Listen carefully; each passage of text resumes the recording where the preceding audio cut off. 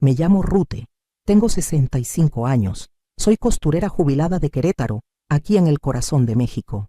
Trabajé toda mi vida con las manos, haciendo vestidos de novia, trajes de quinceañera, ropa para bautizos.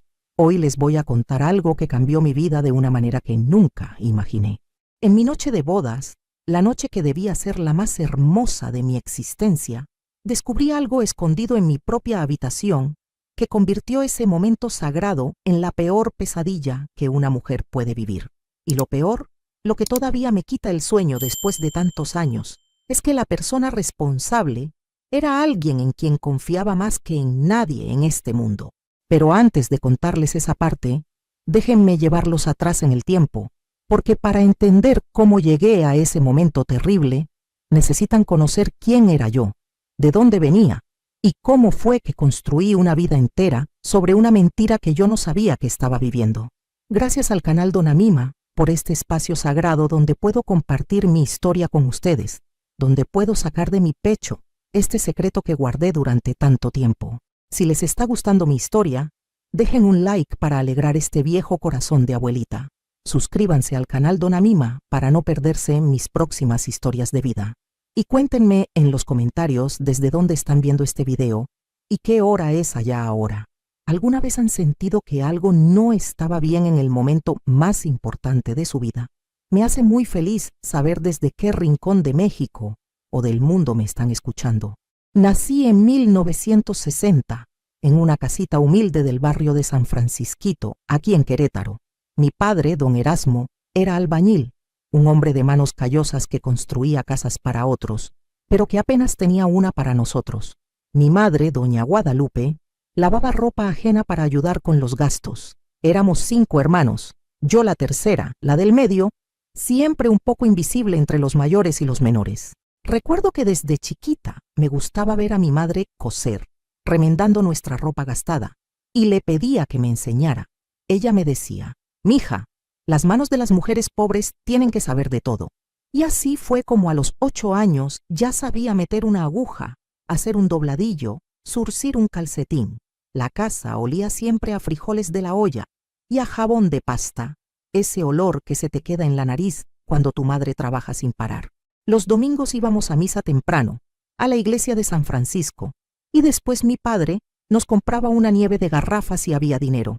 Esos eran los momentos felices, cuando éramos niños y no sabíamos todavía que la vida podía ser cruel. Cuando tenía 12 años, mi madre me llevó con doña Petra, una modista del centro que hacía vestidos para las familias de dinero. Doña Petra era una mujer seria, de pelo recogido en un chongo apretado, con anteojos que siempre se le resbalaban por la nariz. Me aceptó como aprendiz sin paga, solo por la comida del mediodía. Durante 4 años trabajé con ella, aprendiendo cada puntada, cada técnica, cómo cortar la tela sin desperdiciar, cómo tomar medidas con precisión, cómo hacer que un vestido se ajustara al cuerpo como una segunda piel. Doña Petra era exigente. Me regañaba si una costura quedaba torcida aunque fuera 1 milímetro, pero me enseñó bien. Me enseñó con disciplina. A los 16 años ya podía hacer un vestido completo sola, desde el patrón hasta el último botón. Y fue entonces cuando doña Petra me dijo algo que nunca olvidé. Me dijo: «Rute, tienes manos de ángel para coser, pero ten cuidado con tu corazón. Las mujeres como nosotras, que trabajamos con las manos, somos vulnerables. Los hombres ven nuestra humildad y creen que pueden aprovecharse. No dejes que nadie te haga sentir menos de lo que vales». A los 18 años, doña Petra me ayudó a poner mi propio tallercito. Bueno, era apenas una esquina de la sala de mi casa, donde puse una máquina de coser que compré de segunda mano. Mi padre hizo una mesa grande de madera donde podía cortar las telas. Empecé haciendo arreglos, acortando pantalones, remendando vestidos. Poco a poco fui ganándome una reputación en el barrio. Las señoras decían: «Con Rute te queda bien y barato». A los 20 años ya hacía vestidos de quinceañera, esos vestidos enormes con crinolinas que las muchachas soñaban. Me encantaba ver sus caritas cuando se probaban el vestido terminado y se veían en el espejo como princesas. Eso me llenaba el alma, saber que con mis manos hacía feliz a alguien, aunque fuera por un momento. Fue en 1982 cuando conocí a Joaquín. Yo tenía 22 años, él 26. Llegó a mi casa con su madre, doña Refugio, porque necesitaban que le hiciera un vestido para una boda. Joaquín era carpintero, trabajaba en un taller haciendo muebles. Era un hombre alto, de complexión fuerte por el trabajo físico, con manos grandes y ásperas, pero una sonrisa amable. Tenía el pelo negro peinado hacia atrás con brillantina y unos ojos café que te miraban directo, sin esconderse. Ese día llevaba una camisa blanca remangada y pantalones de mezclilla azul. Mientras su madre y yo hablábamos de las medidas y la tela, lo noté mirándome de reojo. Cuando terminamos, él se acercó y me dijo: «Señorita Rute, hace un calor tremendo. ¿Me permite invitarle una nieve?» Su madre sonrió, como aprobando, y yo, que era tímida con los hombres, sentí que las mejillas se me ponían rojas como jitomate. Empezamos a vernos. Joaquín venía a visitarme los domingos después de misa. Se sentaba en la sala de mi casa y conversábamos mientras mi madre nos vigilaba desde la cocina. Me contaba de su trabajo, de cómo le gustaba trabajar la madera, crear cosas con las manos igual que yo con la tela. Decía que éramos parecidos, que los dos éramos artesanos del corazón. Me traía flores que compraba en el mercado, gladiolas y claveles. A veces, cuando podía, me compraba un pan dulce de la panadería, una concha o una dona. Cosas simples, modestas, pero que para mí valían más que el oro porque venían de un corazón sincero, o eso creía yo entonces. Joaquín me decía que le gustaba cómo me concentraba cuando cosía, cómo mi lengua se asomaba apenas por la comisura de los labios cuando hacía una puntada difícil. Me decía que era bonita, aunque yo nunca me había sentido bonita. Era delgada, de piel morena por el sol, con el pelo negro largo que me trenzaba para trabajar. Usaba vestidos sencillos, que yo misma me hacía con las telas que sobraban de los encargos. Al año de conocernos, Joaquín habló con mi padre. Recuerdo esa noche como si fuera ayer. Mi padre estaba sentado en su silla de la sala, todavía con la ropa del trabajo, oliendo a cemento y sudor. Joaquín llegó nervioso, con un ramo de flores para mi madre y una botella de tequila para mi padre. Se sentó en el borde del sofá, con las manos sobre las rodillas, y dijo: «Don Erasmo, vengo a pedirle la mano de su hija Rute. Soy un hombre trabajador, no tengo vicios, no tomo más que una cerveza de vez en cuando. Tengo un empleo estable en el taller de don Silvestre. Puedo mantener a su hija con dignidad. La quiero de verdad, don Erasmo, la respeto». Mi padre lo miró largo rato sin decir nada, mientras Joaquín sudaba como si estuviera bajo el sol de mediodía. Finalmente, mi padre asintió: «Eres un buen muchacho, Joaquín. Si mi hija te acepta, tienes mi bendición». Y yo, desde la cocina donde estaba escuchando con mi madre y mis hermanas, sentí que el corazón me iba a salir del pecho de la emoción.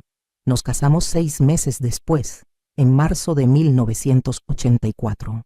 Yo tenía 24 años. La boda fue sencilla pero bonita, en la misma iglesia de San Francisco donde había ido toda mi vida. Mi vestido lo hice yo misma, de tela blanca con encaje que doña Petra me regaló. Me tomó 3 meses hacerlo, trabajando de noche después de terminar los encargos del día.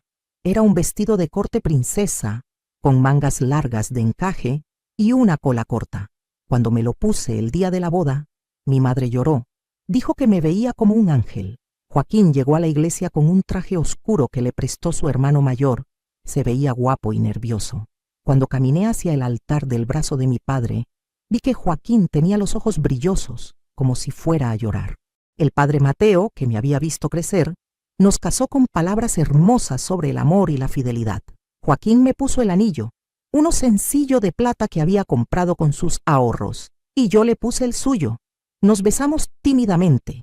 Era la primera vez que nos besábamos en público. La gente aplaudió. Mis hermanas tiraron arroz. Sentí que era el día más feliz de mi vida. La recepción fue en el patio de la casa de mis padres. Mi madre y mis tías habían cocinado durante días. Había mole poblano, arroz rojo, frijoles refritos, tortillas hechas a mano. Don Silvestre, el patrón de Joaquín, nos regaló un pastel que compró en la mejor pastelería del centro. Un pastel de 3 pisos con flores de azúcar. Había música de mariachi que contrató mi padrino, don Chuy, que era compadre de mi padre. Bailamos el vals, Joaquín y yo, con todo el mundo mirando. Él me pisó 2 veces porque no sabía bailar bien. y los dos nos reímos nerviosos. Después bailé con mi padre y lloré en su hombro porque sabía que ya no sería su niña, que ahora era la esposa de Joaquín. Mi padre me susurró al oído: «Sé feliz, mija. Si alguna vez necesitas algo, aquí está tu casa». Esas palabras, que entonces me parecieron solo un bonito gesto, después resultarían ser más importantes de lo que ninguno de los dos imaginaba. La casa donde íbamos a vivir era una casita que Joaquín había estado rentando desde hacía un año, preparándola para cuando nos casáramos. Estaba en una colonia un poco más alejada del centro, cerca del taller donde él trabajaba. Era pequeña, de 2 cuartos, una sala comedor, cocina y baño. Pero para mí era un palacio porque era nuestra. Joaquín había pintado las paredes de blanco, había puesto cortinas que su madre le ayudó a coser. En la sala había un sofá viejo que le regaló un tío, una mesa de madera que él mismo hizo y una televisión chiquita en blanco y negro. En la recámara principal, que sería la nuestra, había una cama matrimonial que también hizo él, con una colcha que mi madre me regaló. Las paredes estaban desnudas todavía, esperando que yo las decorara con el tiempo. Había un closet pequeño donde yo podría guardar mi ropa y mis cosas de costura. Y había algo que me llamó la atención ese día cuando llegamos de la boda. Algo que no le di importancia entonces, pero que después, ¡ay, Dios mío!, después cobró un significado terrible. Cuando entramos a la casa ya era de noche. Joaquín me cargó para cruzar el umbral como manda la tradición. Yo me reí, me sentía como en una película. Me bajó en la sala y me dijo: «Espérame aquí, voy a traer algo de la recámara». Se fue y regresó con una rosa roja en un florero chico. Dijo que la había puesto ahí en la mañana para que yo la viera al llegar. Qué detalle tan bonito, pensé. Qué hombre tan considerado me había tocado. Entramos a la recámara juntos, él con la mano en mi cintura. Y entonces lo vi. En una esquina del cuarto, sobre una repisa alta cerca del techo, había algo envuelto en una tela oscura. «Joaquín, ¿qué es eso?», le pregunté. Él miró hacia donde yo señalaba y dijo rápido: «Ah, eso, son unas herramientas que guardé ahí. No les hagas caso». Me pareció extraño el lugar para guardar herramientas, pero no dije nada. Estaba nerviosa por lo que venía, por la noche de bodas, por estar sola con un hombre por primera vez en mi vida de esa manera íntima. Joaquín cerró la puerta de la recámara, me abrazó y me besó, más intenso que en la iglesia. Yo temblaba, no sabía bien qué hacer. Mi madre me había hablado un poco sobre lo que pasaría, pero de manera vaga, como avergonzada. Joaquín empezó a desabotonar mi vestido con cuidado. Sus manos temblaban también. Me dijo al oído: «Estás hermosa, Rute, te amo». Yo cerré los ojos, dejándome llevar, pero había algo que no podía definir, una sensación extraña en el ambiente, como si alguien nos estuviera observando. Abrí los ojos y miré alrededor del cuarto. No había nadie, por supuesto. Las cortinas estaban cerradas, la puerta estaba cerrada, pero esa sensación persistía. Miré hacia la repisa, donde estaba esa cosa envuelta en tela, y por un segundo brevísimo, me pareció ver un reflejo, como un brillo de vidrio. «Joaquín, hay algo ahí arriba que brilla», le dije. Él ni siquiera miró. «Es solo la luz de la luna que se refleja en la ventana, mi amor, no te preocupes». Y siguió besándome, quitándome el vestido. Lo que pasó esa noche debía haber sido sagrado, privado, solo entre él y yo, pero resulta que no fue así. Resulta que había un tercer ojo observándolo todo, grabándolo todo, violándolo todo. Pero eso no lo descubrí hasta la mañana siguiente, y cuando lo descubrí, cuando entendí lo que había pasado, mi vida entera se volvió cenizas. Esa noche hicimos el amor, o lo que yo creía que era el amor. Joaquín fue gentil al principio, luego más intenso. Yo sentí dolor, incomodidad, confusión. No fue como me había imaginado. No fue romántico ni especial.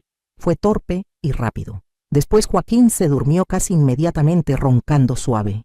Yo me quedé despierta mirando el techo, sintiendo todavía esa extraña sensación de ser observada. Me levanté con cuidado para no despertarlo. Me puse una bata que había dejado preparada y fui al baño. Cuando regresé a la recámara, volví a mirar hacia esa repisa, esa cosa envuelta en tela. Algo en mi interior me decía que algo no estaba bien, pero no podía explicar qué. Me acosté de nuevo al lado de Joaquín y traté de dormir, pero no pude. Las horas pasaron lentamente escuchando su respiración, el ruido ocasional de un coche que pasaba por la calle, un perro que ladraba a lo lejos. Cuando amaneció, los primeros rayos de sol entraron por un hueco entre las cortinas. Joaquín seguía dormido profundamente. Yo me levanté, me sentía cansada y extraña, como si hubiera corrido un maratón. Fui a la cocina y puse agua a calentar para hacer café.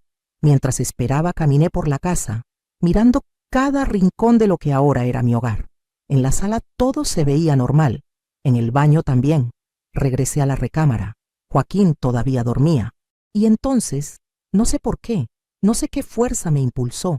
Sentí una necesidad urgente de saber qué había en esa repisa. Era como una comezón en el cerebro que no podía ignorar. Miré a Joaquín. Estaba de espaldas, roncando. Me acerqué a la repisa. Era alta, pero yo podía alcanzarla si me subía a una silla. Fui a la cocina en silencio.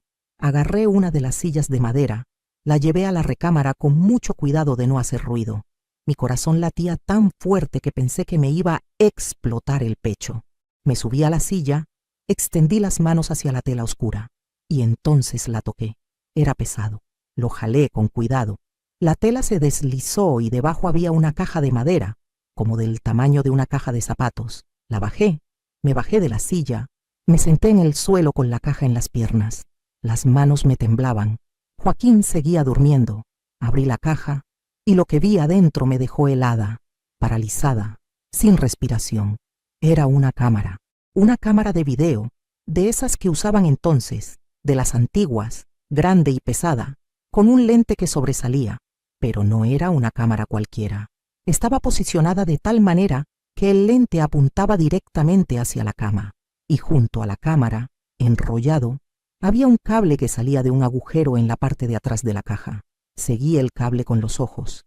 Iba por la pared, escondido detrás de un pequeño espacio entre la pared y el closet, y desaparecía hacia abajo, hacia el piso. Alguien había instalado esa cámara ahí, apuntando a nuestra cama, para grabar lo que pasara ahí. Alguien había grabado nuestra noche de bodas. El aire se me atascó en los pulmones. No podía respirar. Miré la cámara en mis manos. Luego miré a Joaquín dormido en la cama. No, pensé, no puede ser. Él no haría eso. Él no sabía. Alguien más puso esa cámara ahí. Alguien entró a la casa cuando él no estaba. Tiene que haber una explicación. Me levanté del suelo. Las piernas me temblaban tanto que casi me caigo. Dejé la cámara en el suelo, no sé por qué. Tal vez por miedo de que si la seguía tocando se volvería más real. Fui hacia la cama y sacudí a Joaquín del hombro. «Joaquín, despierta. Despierta ahora». Él gruñó. Se volteó. Abrió los ojos con dificultad. «¿Qué pasa, mi amor?», preguntó con voz pastosa de sueño. «Joaquín, ¿qué es esto?», le dije, señalando la cámara en el suelo. Él miró hacia donde yo señalaba, y lo que vi en su cara en ese momento lo confirmó todo. Vi culpa, vi pánico, vi que sabía exactamente qué era esa cámara y por qué estaba ahí. Se levantó de un brinco de la cama, desnudo todavía, y agarró la cámara del suelo. «Rute, espera, déjame explicarte. No es lo que piensas. Joaquín, ¿qué demonios es esto? ¿Por qué hay una cámara apuntando a nuestra cama? ¿Quién la puso ahí?». Él se quedó callado, sosteniendo la cámara contra su pecho, como protegiéndola. Y entonces supe que él la había puesto. «Fuiste tú», dije. «Tú pusiste esa cámara ahí». Él negó con la cabeza, pero sus ojos lo delataban. «Rute, por favor, cálmate».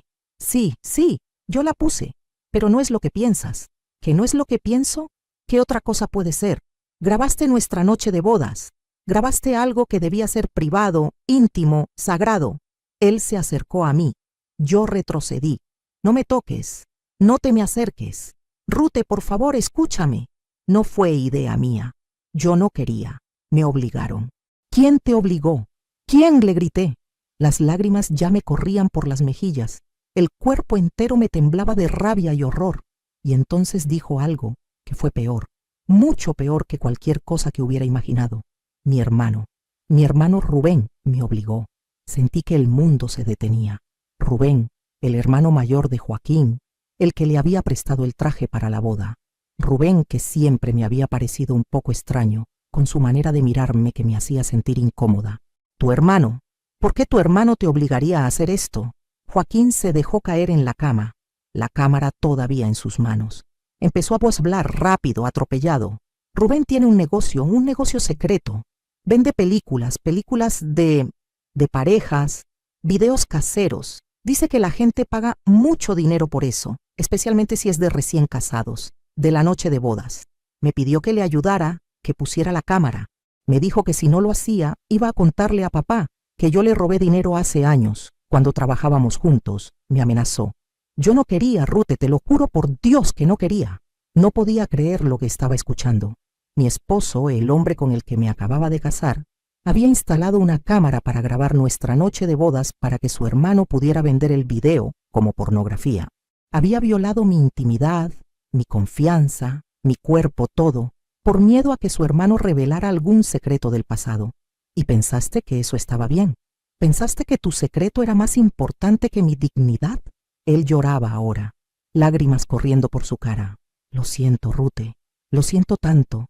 Voy a arreglar esto. Voy a recuperar la cinta. Rubén todavía no ha venido por ella. Está dentro de la cámara. Podemos destruirla. Nadie va a ver nada. Rubén todavía no ha venido. ¿Cuándo va a venir? Hoy, más tarde. Le dije que vendría como a las 10. Miré el reloj en la pared. Eran las 7 de la mañana. Teníamos 3 horas. Sácala, le dije. Saca la cinta de la cámara. Ahora. Joaquín abrió la cámara con manos temblorosas y sacó un casete. Una cinta de video rectangular y negra. Aquí está, dijo. Nadie la ha visto. Solo yo sé que existe. Podemos quemarla, destruirla. Y nadie se enterará jamás de esto. Miré la cinta en sus manos. Dentro de esa pequeña caja de plástico estaba grabado el momento más privado de mi vida. Mi primera vez con un hombre. Mi noche de bodas. Y había sido planeado, grabado, para ser vendido a desconocidos que pagarían dinero para ver a una mujer humilde de Querétaro, siendo violada en su intimidad sin saberlo. La furia que sentí en ese momento era algo que nunca había experimentado antes. Era como fuego en las venas. Agarré la cinta de las manos de Joaquín, fui a la sala, abrí la puerta de la casa y salí descalza en mi bata al patio de tierra. Había un tambo de metal donde a veces quemábamos basura. Metí la cinta ahí, busqué los cerillos que guardábamos en la cocina, regresé, prendí un cerillo y lo tiré sobre la cinta. El plástico empezó a derretirse, a despedir un humo negro y espeso que apestaba horrible. Me quedé ahí mirando cómo se destruía, cómo el fuego consumía la evidencia de mi humillación. Joaquín había salido detrás de mí. Se había puesto un pantalón rápido. Rute, por favor, perdóname. Nunca quise lastimarte. Te amo. Lo hice porque soy un cobarde, pero te amo. Amor, giré la cabeza hacia él y las palabras me salieron frías como hielo. No vuelvas a decir que me amas. El amor no hace esto. El amor no traiciona. El amor no vende. Ahora vete a trabajar. Y cuando regreses, vas a traer a tu hermano aquí, porque voy a hablar con él. Voy a decirle lo que pienso de él y de su negocio asqueroso. Pero no le vas a decir, protestó Joaquín. Rubén es peligroso. Si sabe que tú sabes, si sabe que destruimos la cinta, puede hacer algo malo. Me da igual, le dije. O lo traes tú, o voy yo a buscarlo. Y si tengo que ir yo, voy a armar un escándalo tan grande que toda la colonia se va a enterar. Tú decides. Joaquín sabía que yo no estaba bromeando. Está bien, dijo con voz derrotada. Lo voy a traer. Pero por favor, Rute, ten cuidado. No sabes con quién estás tratando. Joaquín se fue a trabajar como siempre, como si nada hubiera pasado. Yo me quedé en la casa, sentada en la sala, mirando la pared. No podía llorar más. Era como si todas las lágrimas se me hubieran secado. Pensaba en todo, en cómo había sido tan ciega, tan confiada, en las señales que debía haber visto, la manera en que Rubén me miraba en las reuniones familiares, como desnudándome con los ojos. Las veces que Joaquín se ponía nervioso cuando yo mencionaba algo de la recámara, de decorarla, de mover las cosas. Las veces que él insistía en que no tocara nada de esa repisa. Yo pensaba que era solo desorden de hombre. Pensaba que eran sus herramientas y que no quería que las moviera. Pero no, era la cámara. Siempre fue la cámara. Y pensaba en doña Guadalupe, mi madre, que en la boda me había abrazado y me había dicho al oído: sé feliz, mija, pero nunca dejes que un hombre te haga sentir menos. Si algo no está bien, si algo te lastima, no te calles. No seas como yo que me aguanté tanto. No sabía entonces a qué se refería, pero ahora, después de tantos años, después de todo lo que viví, creo que ella sabía. Sabía que los hombres pueden ser lobos con piel de cordero. A las 10 en punto, como me había dicho Joaquín, tocaron la puerta. Abrí. Era Rubén. Alto, más alto que Joaquín, con el pelo engominado hacia atrás, una camisa de cuadros abierta hasta el tercer botón, mostrando el pecho peludo, pantalones de mezclilla ajustados. Olía a colonia barata mezclada con cigarro. Sonrió cuando me vio. Una sonrisa que me dio escalofríos. Cuñadita, buenos días. ¿Cómo amaneció la recién casada? Con asco, con ganas de vomitar al verte. Su sonrisa se congeló. Perdón, ¿sabes exactamente de qué estoy hablando, Rubén? La cámara. Pasé adelante y cerré la puerta detrás de él con un portazo. Voy a ser muy clara contigo. Destruí la cinta. Se quemó. No hay nada que vender. Y si se te ocurre volver a acercarte a mí, a Joaquín, a esta casa, si se te ocurre siquiera pensar en hacer algo parecido, voy a ir directo a la policía y te voy a denunciar. No me importa si Joaquín tiene secretos. No me importa qué le digas a tu padre. Nada justifica lo que hiciste. La cara de Rubén cambió. La falsa amabilidad desapareció y lo que quedó fue pura maldad. Se acercó a mí, invadiendo mi espacio. ¿Sabes lo que hiciste, estúpida? Esa cinta valía dinero. Mucho dinero, ya tenía comprador. Y ahora me haces quedar mal. Retrocedí, pero mantuve la mirada firme. No me importa tu dinero ni tus compradores. Lo que hiciste es un delito. Es violación de la intimidad. Si realmente hubiera justicia en este mundo, estarías en la cárcel. Rubén se rió, una risa seca y desagradable. Justicia, policía, ingenua. ¿Crees que la policía le va a creer a una costurera de barrio? ¿Crees que les va a importar? Además, ni siquiera tienes pruebas. La cinta se quemó, como tú misma dijiste. Es tu palabra contra la mía. Y mi hermanito querido nunca va a testificar contra mí, porque sabe que si lo hace, toda la familia se va a enterar de que robó del negocio de mi padre. Así que te sugiero que te cale y que aceptes que esto pasó. Y si eres inteligente, seguirás tu vida como si nada hubiera ocurrido. Algo en mí se rompió en ese momento. No sé de dónde salió la fuerza, pero de repente estaba gritando: ¡fuera de mi casa! ¡Fuera! ¡Y no vuelvas nunca!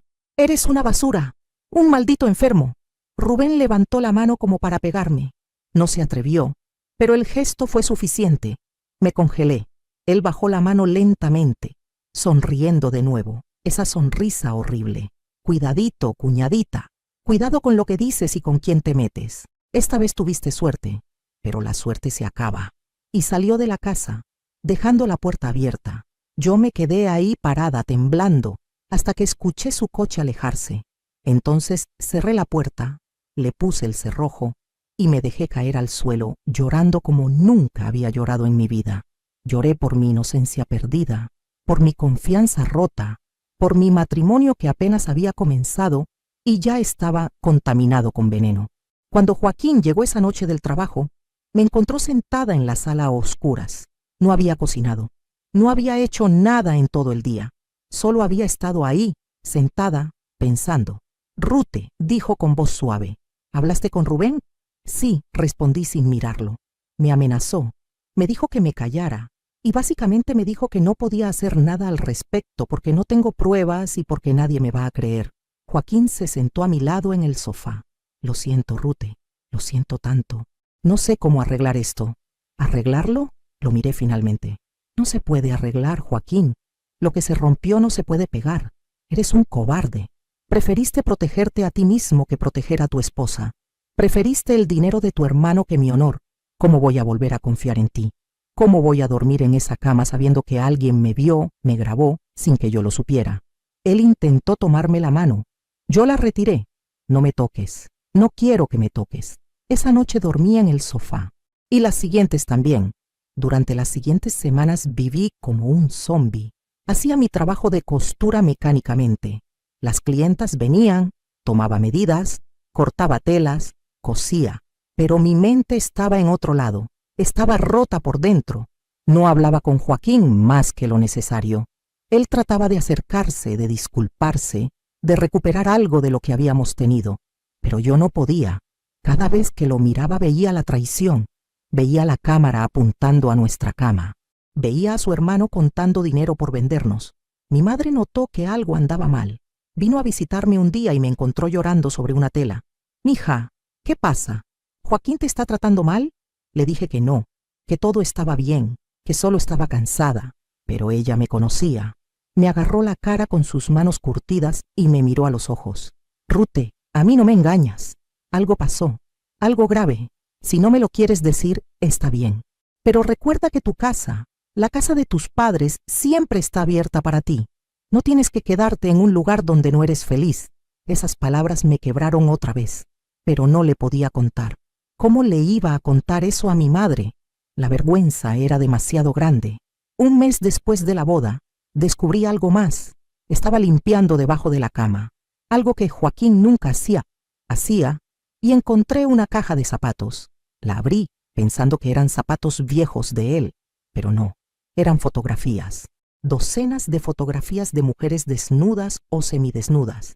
Algunas eran recortes de revistas, pero otras eran fotografías que parecían tomadas en secreto. Mujeres en la calle, en el mercado, agachándose, ajustándose la ropa, sin saber que alguien las fotografiaba. Y reconocí el estilo de fotografía. Era el mismo tipo de cámara que había usado Rubén. Eran de Rubén. Joaquín guardaba las fotografías de Rubén. Sentí náuseas, corrí al baño y vomité. Joaquín llegó justo en ese momento y me escuchó. Entró al baño. «Rute, ¿estás bien?» Salí del baño limpiándome la boca con una toalla. Tenía las fotografías en la otra mano. Le mostré. «¿Esto también lo vas a justificar? ¿También vas a decir que tu hermano te obligó a guardar estas porquerías?» Joaquín palideció. «Esas no son mías, son de Rubén. Las estoy guardando para él porque en su casa su esposa las podría encontrar. ¿Y eso te parece bien? ¿Te parece normal ser cómplice de tu hermano en esto?» Él no respondió. Tomé las fotografías y las rompí en pedazos, una por una, despacio, mirándolo a los ojos. «Si vuelvo a encontrar algo así en esta casa, me voy. ¿Me oíste? Me voy y no vuelvo». Pero no me fui. Y eso es algo que me he reprochado durante años. ¿Por qué no me fui entonces? ¿Por qué me quedé con un hombre que me había traicionado tan horriblemente? Creo que fue por vergüenza, porque acabábamos de casarnos, porque mis padres habían gastado lo poco que tenían en la boda, porque la gente del barrio iba a hablar, porque yo creía ingenuamente que las cosas podían mejorar, que Joaquín podía cambiar, que su hermano se alejaría de nuestras vidas. ¡Qué tonta fui! Los meses pasaron. Joaquín y yo vivíamos más como roommates que como esposos. Dormíamos en la misma cama ahora, pero sin tocarnos. Había un muro invisible entre nosotros. Yo me enfocaba en mi trabajo. Mis vestidos de novia y quinceañera eran cada vez más solicitados. Empecé a ganar buen dinero. Ahorré cada peso que pude, escondiéndolo en una lata que guardaba en el taller entre las telas. Pensaba que tal vez algún día necesitaría ese dinero para irme, para empezar de nuevo. Y tenía razón. Fue en diciembre de ese mismo año, 9 meses después de la boda, cuando pasó lo segundo. Joaquín y yo habíamos sido invitados a una posada en casa de doña Refugio, su madre. Era la última cosa que yo quería hacer, estar en una reunión familiar donde estaría Rubén. Pero Joaquín insistió. Dijo que si no íbamos, su madre sospecharía que algo andaba mal. Así que fui. Me puse un vestido bonito que había hecho, me maquillé, me peiné y fingí que todo estaba bien. La casa de doña Refugio estaba llena de gente, tíos, primos, vecinos. Había ponche caliente con piquete, buñuelos, tamales. Había una piñata para los niños. Se sentía festivo, alegre. Todos estaban contentos, menos yo. Rubén estaba ahí con su esposa, una mujer callada y delgada llamada Cristina, que siempre parecía asustada. Él me vio llegar y me guiñó un ojo. Sentí que el estómago se me revolvía. Durante la fiesta traté de mantenerme alejada de él. Me quedé con las mujeres en la cocina, ayudando a servir la comida, lavando platos. Pero en un momento dado fui al baño que estaba al fondo de la casa, por un pasillo largo y oscuro. Cuando salía del baño, Rubén estaba esperándome en el pasillo. Bloqueaba el camino de regreso. «Cuñadita, hacía tiempo que no hablábamos». Intenté pasar a su lado. Él me agarró del brazo. «Suéltame», le dije con voz baja para no hacer escándalo. «No sin antes decirte algo. Sé que me odias Sé que piensas que soy un monstruo, pero déjame decirte algo. Lo que yo hago, lo hago por necesidad. Hay un mercado para eso, gente que paga. Y si no lo hago yo, lo hace otro. Así que no te subas a tu caballo moral conmigo. Logré soltarme de su agarre. Eres un cerdo, le escupí las palabras. Y algún día vas a pagar por todo lo que has hecho. Él se rió. Eso ya lo veremos. Y se alejó por el pasillo, de regreso a la fiesta como si nada. Yo me quedé ahí temblando de rabia e impotencia. Regresé a la fiesta. Joaquín estaba platicando con sus primos, tomando cerveza. Ni siquiera notó que yo había estado ausente. Ni siquiera notó mi cara de angustia. Le dije que no me sentía bien, que quería irme a casa. Él se molestó. Apenas llevamos 1 hora aquí. No podemos irnos tan pronto. ¿Qué va a decir mi mamá? Me voy sola entonces, le dije. Y me fui. Caminé sola por las calles oscuras de la colonia hasta llegar a nuestra casa. Lloré todo el camino. Esa noche, cuando Joaquín llegó a casa, ya tarde y borracho, tuvimos nuestra peor pelea. Le grité todo lo que había guardado durante meses. Le dije que era un cobarde, que su hermano era una basura, que nuestra vida juntos era una mentira. Él me gritó de vuelta que yo era una amargada, que no podía perdonar, que no sabía lo que era tener un hermano como el suyo, que no entendía la presión. Nos dijimos cosas horribles esa noche, cosas que no se pueden tomar de vuelta. Al día siguiente, hubo un silencio pesado en la casa. Ninguno de los dos se disculpó, y así empezó un patrón. Peleas explosivas seguidas de silencios largos, y en medio de todo eso, yo seguía trabajando, cosiendo, ahorrando, planeando secretamente mi escape. Pero el escape no llegaba. Pasaban los meses y yo seguía ahí, atrapada en un matrimonio que me estaba matando por dentro, hasta que un día, 2 años después de la boda, descubrí que estaba embarazada. Cuando vi las 2 rayitas en la prueba de embarazo que compré en la farmacia, no supe si llorar de alegría o de tristeza. Iba a tener un bebé, un hijo, algo que siempre había querido, pero con Joaquín, con un hombre en quien no confiaba, en una relación rota. ¿Qué iba a hacer? Se lo dije esa noche. Él se puso feliz, más feliz de lo que lo había visto en mucho tiempo. Rute, esto es maravilloso. Vamos a ser padres. Todo va a cambiar, vas a ver. Voy a ser el mejor padre y voy a ser mejor esposo. Te lo prometo. Quise creerle. Dios sabe que quise. Tal vez un bebé era lo que necesitábamos para sanar. Tal vez la inocencia de un niño podría limpiar toda la mugre que había entre nosotros. Durante el embarazo, Joaquín realmente se esforzó. Fue atento, cariñoso. Iba conmigo a las consultas con el doctor. Me traía antojos. Le hablaba mi postna mi panza. Me hacía reír a veces. Y yo empecé a ablandarme. Empecé a pensar que tal vez, solo tal vez, podíamos superar esto. Que podíamos construir una familia a pesar de todo. Mi hijo nació en julio de 1986. Un niño hermoso y saludable que pesó 3 kilos 200 gramos. Lo llamamos Ernesto, como el abuelo de Joaquín. Cuando lo tuve en mis brazos por primera vez, sentí un amor tan puro, tan intenso, que todo lo demás desapareció. Nada importaba, excepto ese pequeño ser que dependía de mí. Joaquín estaba ahí en el parto. Lloró cuando nació Ernesto. Me besó la frente y me dijo, gracias, gracias por darme un hijo. Y durante un tiempo, durante los primeros meses de vida de Ernesto, las cosas fueron bien. Éramos una familia. Nos desvelábamos juntos cuando Ernesto lloraba de noche. Joaquín le cambiaba los pañales. Yo lo amamantaba mientras Joaquín nos miraba con ternura. Era como si el bebé hubiera puesto un parche sobre la herida. No la había curado, pero la había cubierto lo suficiente para que pudiéramos funcionar. Pero los parches no duran para siempre, y las heridas que no se curan bien se infectan. Cuando Ernesto tenía 6 meses, empezaron de nuevo las señales. Joaquín llegando tarde del trabajo sin explicación convincente. Llamadas telefónicas que cortaba cuando yo entraba a la habitación. Una vez encontré dinero escondido en el cajón de sus calcetines. Mucho dinero. Billetes grandes que no podían ser de su sueldo. Cuando le pregunté de dónde salió, dijo que había hecho trabajos extra de carpintería, pero algo en su forma de decirlo, evitando mis ojos, me hizo dudar. Y luego, una tarde, 3 días antes de Navidad, pasó algo que confirmó mis peores sospechas. Una mujer tocó a la puerta de la casa. Era joven, tal vez de 20 años, vestida con ropa muy ajustada y maquillaje pesado. Disculpe, ¿aquí vive Joaquín? Sí, respondí con el corazón latiéndome rápido. ¿Quién lo busca? Ella dudó. Soy Yolanda. Necesito hablar con él. Es urgente. Él no está. Está trabajando. ¿De qué se trata? Ella me miró de arriba a abajo, notó al bebé en mis brazos. Mejor regreso después.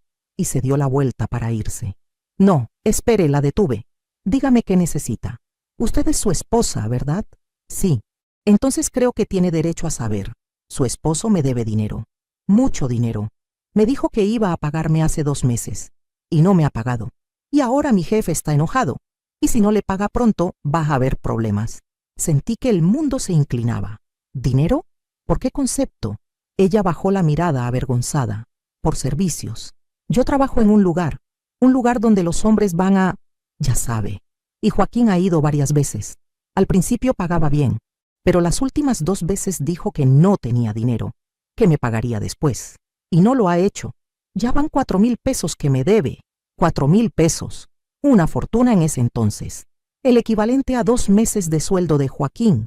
Y lo había gastado en prostitutas. Mientras yo estaba en casa cuidando a nuestro hijo, cosiendo hasta altas horas de la noche para ayudar con los gastos, él estaba gastando el dinero en mujeres. Le pagué. Saqué dinero de mis ahorros secretos, el dinero que había estado guardando para emergencias, y le di los 4,000 pesos a Yolanda. Ella se sorprendió. ¿De verdad? Gracias, señora. De verdad, gracias. Y por favor, dígale a Joaquín que ya no vaya, que no es bienvenido, que mi jefe no quiere problemas con clientes que no pagan. Ella se fue. Yo cerré la puerta y me desplomé en el sofá con Ernesto todavía en brazos. El bebé empezó a llorar sintiendo mi angustia. Yo también lloré. Cuando Joaquín llegó esa noche, lo estaba esperando con el dinero que me quedaba extendido sobre la mesa de la sala. Había contado cuánto tenía. Después de pagarle a Yolanda me quedaban 2,500 pesos.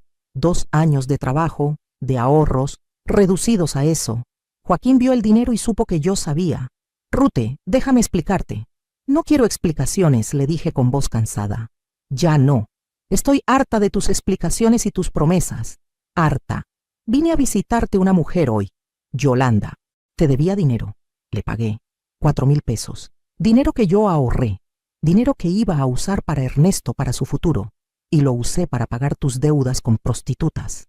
Él intentó acercarse. Yo levanté la mano. No te me acerques. Dormí contigo cuando grabaste mi intimidad sin permiso. Me quedé contigo cuando guardabas pornografía de tu hermano. Tuve un hijo contigo pensando que podías cambiar.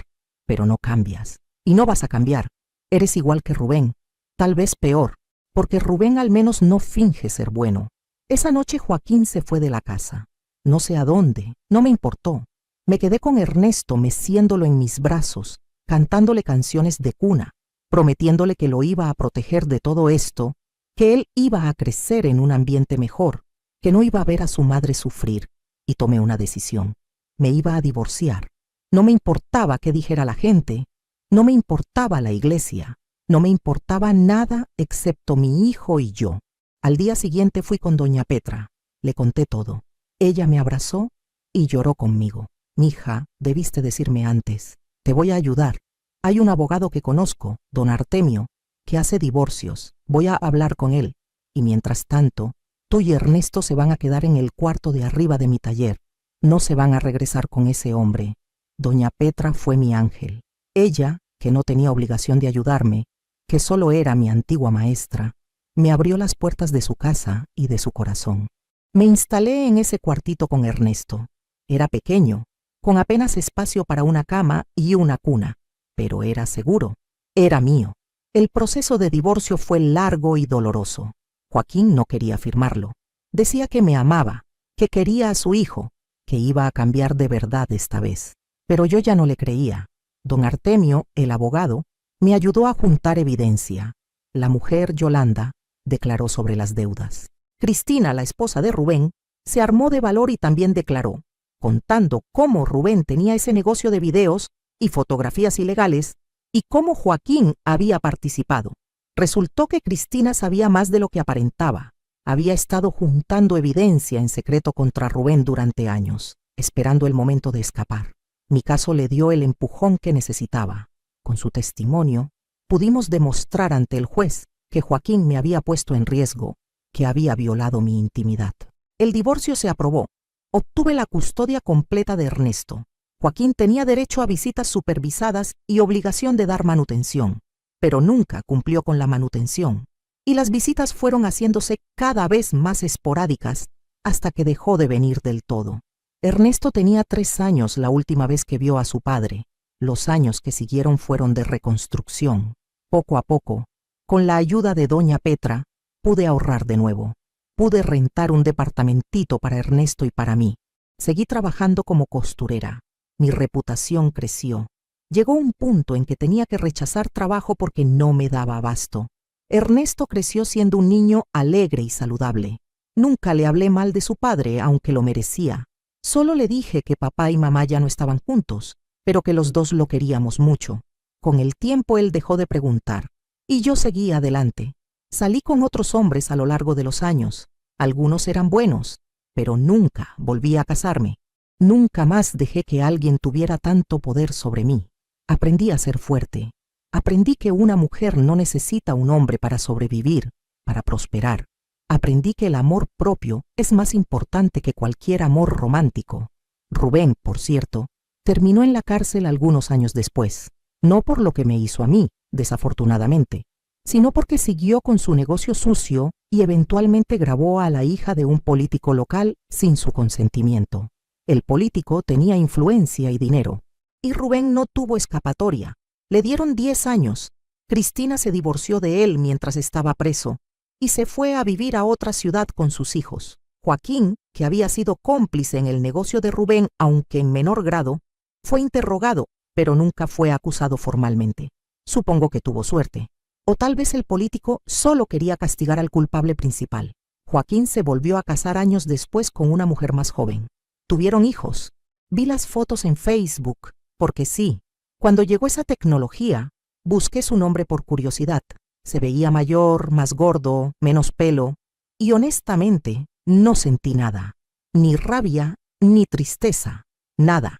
Era un extraño que alguna vez compartió mi vida. Ernesto creció y se convirtió en un hombre maravilloso. Estudió ingeniería. Ahora tiene 39 años. Está casado con una mujer hermosa llamada Patricia y tengo 3 nietos preciosos. Viven aquí en Querétaro, no muy lejos de mí. Los veo seguido.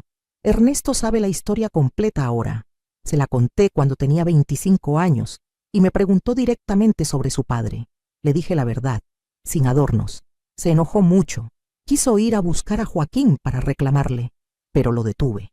Le dije, hijo, ese hombre ya no merece ni tu rabia. Vive tu vida. Sé feliz. Esa es la mejor venganza. Y Ernesto me hizo caso.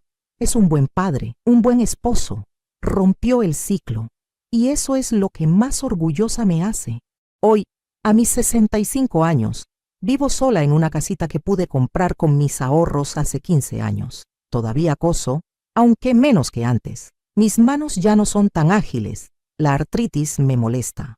Pero hago algunos encargos especiales. Vestidos para nietos de antiguas clientas. Me gusta mantenerme activa. Tengo amigas, salgo a caminar, voy a misa los domingos, aunque mi relación con la iglesia es complicada después de todo. Veo a mis nietos crecer y pienso en lo afortunada que soy de haber salido de donde salí. Podría haberme quedado atrapada en ese matrimonio tóxico. Podría haber aguantado por miedo al qué dirán. Muchas mujeres de mi generación lo hicieron. Aguantaron toda la vida infelices porque así se les enseñó. Pero yo no. Yo elegí mi dignidad sobre la comodidad social y no me arrepiento. ¿Todavía me duele cuando recuerdo esa noche de bodas? Sí. Hay días, especialmente cuando veo novias jóvenes con sus vestidos que yo misma cosí, radiantes de felicidad y esperanza, en que pienso en aquella Rute de 24 años que creía en los cuentos de hadas. Y me duele que le hayan robado esa inocencia. Pero también estoy agradecida, porque esa experiencia horrible me hizo quien soy. Me enseñó a no confiar ciegamente. Me enseñó que el amor sin respeto no es amor. Me enseñó que una mujer puede sobrevivir, puede reconstruirse, puede florecer incluso después de haber sido destrozada. Y quiero que las mujeres que están escuchando esto, especialmente las jóvenes, sepan algo importante. Si están en una relación donde algo no se siente bien, donde hay secretos, donde hay falta de respeto, no ignoren esas señales, no racionalicen, no se digan a sí mismas que están exagerando, confíen en su instinto. Y si descubren una traición, no tengan miedo de irse. Sé que es difícil, sé que da miedo el qué dirán, sé que la economía puede ser un obstáculo, pero quedarse en un lugar donde no te valoran, donde no te respetan, es peor que cualquier dificultad económica o social. Créanme, y a los hombres que están escuchando, especialmente a los jóvenes, les digo esto. El respeto hacia las mujeres no es opcional, no es algo que das cuando te conviene, es fundamental. Una mujer no es un objeto para tu placer o tu provecho. Es un ser humano completo, con sueños, con dignidad, con derechos. Y si traicionas esa confianza, si violas esa intimidad, vas a vivir con esas consecuencias el resto de tu vida. Tal vez no legalmente, tal vez no socialmente, pero en tu conciencia si tienes una. Joaquín, si alguna vez ves esto, quiero que sepas que te perdono, no porque te lo merezcas, sino porque yo merezco paz, y la rabia y el rencor no me dejan tener paz, pero que te perdone no significa que lo que hiciste estuvo bien. No está bien, y espero que si hay un Dios, si hay justicia en el más allá, tengas que rendir cuentas. A Rubén, que tal vez siga en prisión o tal vez ya salió, no te deseo mal, pero tampoco te deseo bien. Simplemente espero que las mujeres que dañaste, que usaste, que vendiste como mercancía, encuentren paz. Y espero que nunca más puedas hacer daño a nadie. Y a todas las personas que han vivido algo similar, que han sido grabadas sin consentimiento, que han sido traicionadas en su intimidad, quiero decirles que no están solos, que no es su culpa, que el perpetrador es el único responsable y que pueden sanar. Puede tomar tiempo, años incluso, pero pueden sanar. Yo lo hice y si yo pude, tú también puedes. Mi nombre es Rute, tengo 65 años, soy costurera jubilada de Querétaro y esta es mi historia. Una historia de traición pero también de supervivencia, de caída pero también de resurgimiento, de dolor pero también de aprendizaje. Gracias por escucharme. Gracias al canal Dona Mima por darme este espacio para compartir. Si esta historia tocó tu corazón de alguna manera, deja tu like, suscríbete para escuchar más historias como esta. Y cuéntame en los comentarios desde dónde estás viendo esto y qué hora es allá. Y también, si te sientes cómodo compartiendo, cuéntame. ¿Has enfrentado alguna traición similar? ¿Cómo la superaste? No tienen que dar detalles si no quieren, pero a veces ayuda a saber que no estamos solos en esto. Me hace muy feliz saber quién está del otro lado escuchando a esta abuelita y tomándose un tiempito de su día para oír mis experiencias. Les mando un abrazo apretado, del tamaño de mi corazón, lleno de esperanza de que todos ustedes encuentren el amor y el respeto que merecen. Hasta la próxima historia, mis queridos. Cuídense mucho y recuerden siempre su valor. Nunca dejen que nadie les haga sentir menos de lo que son. Un beso de esta viejita. Nos vemos pronto.